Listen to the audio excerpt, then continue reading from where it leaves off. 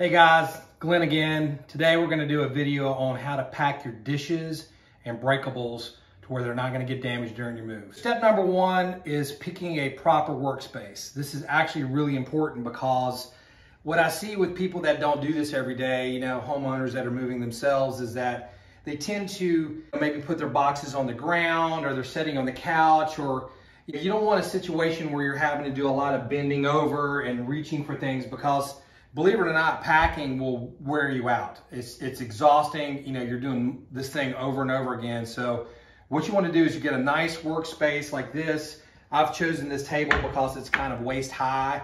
I can reach everything. I don't have to bend over.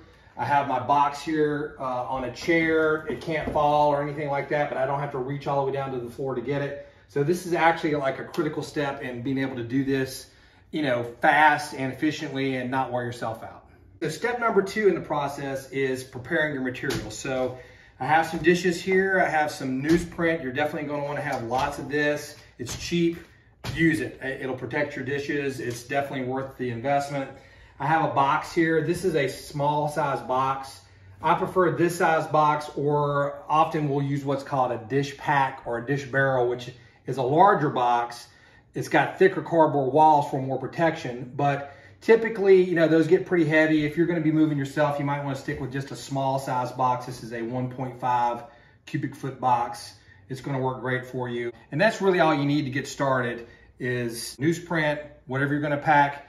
In this case, it's going to be dishes. I'll also show you guys how to pack glasses and other things later on in the video. But now we're ready to start actually packing our dishes and getting them in our box. The first thing that you need to do, and this is also really important, is make what we call bumpers, right? And if you want to come over and kind of take a look inside the box, I'll show you what I'm talking about. Basically, you're going to want to use these bumpers in the box as kind of a barrier around all four sides. So you can kind of take a look there and see what we're doing. But all we're doing really is taking a piece of paper and kind of rolling it up in a roll. And then we're using that to kind of go all the way around the box like we have here.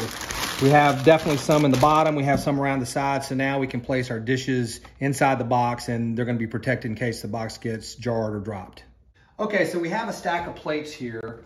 And the first thing to know about plates is that, like anything that's flat, it's a lot stronger this way than it is this way.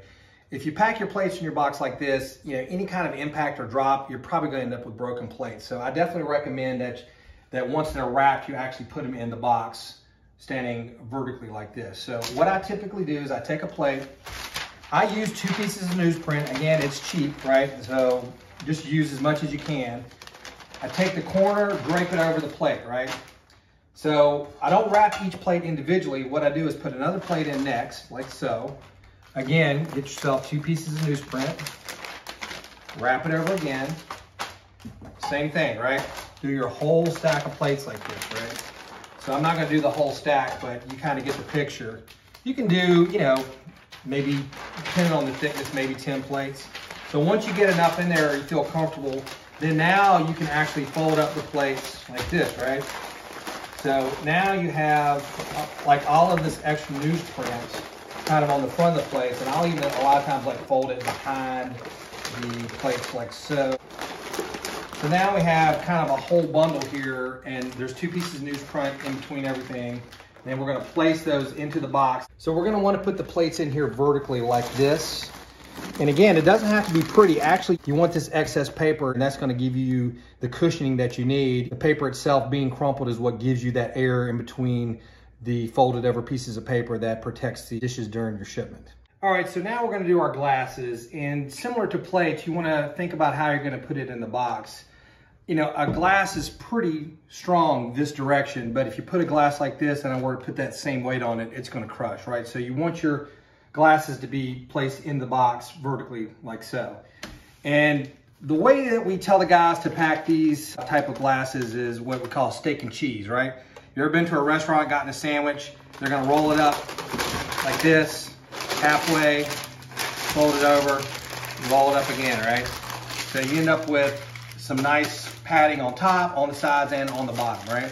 So once you have it wrapped, you want to place it in your box vertically like so. All right, next up is bowls. We did those similar. There's a bunch of different ways you can do this.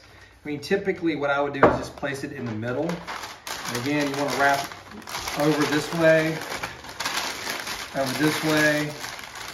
The idea is that you want padding all the way around, right?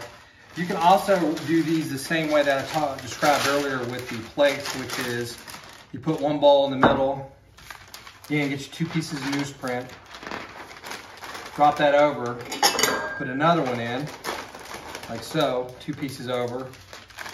This is probably the preferred way because you get, you know, a whole stack that way. Put the next one in and so on. Same thing, once you get your whole stack in there, then you can kind of fold it up both ways. Lots of padding. It's a nice, safe bundle that way. The bowls you can put in either horizontally or vertically. I still like vertical just because I know it's stronger that way. If you have enough padding, you're probably safe to put it in horizontally, but just for me, I like to have lots of crumpled paper. Again, neat is not necessarily better in this situation. The crumpled paper will actually prepare for any type of shock, bumps going down the road, or obviously if someone slips up and drops the box, that's the worst case scenario, but you're good to go either way.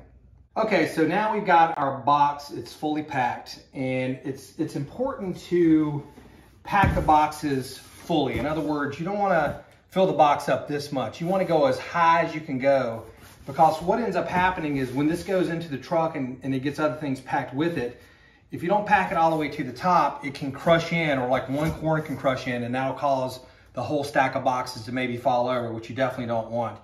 I see a lot of people using tons of tape on the boxes. You really don't need much tape. Honestly, you know, I go across the seam first to pull the seam in the middle of the box together with one piece. Then I do one piece across the top, down the seam, and you know, it's good to go, right? You just don't need that much tape. It's not supposed to last forever. You're just moving from point A to point B. All right, the next thing that's really important, and this is what I have my guys do, is you're gonna wanna mark the box, top load only, right? Different than saying fragile. Everything you have is fragile, right? But what this tells either your mover or your friends that are helping you is that this goes at the very top inside the truck. In other words, you don't want things stacked on top of this, especially heavy things.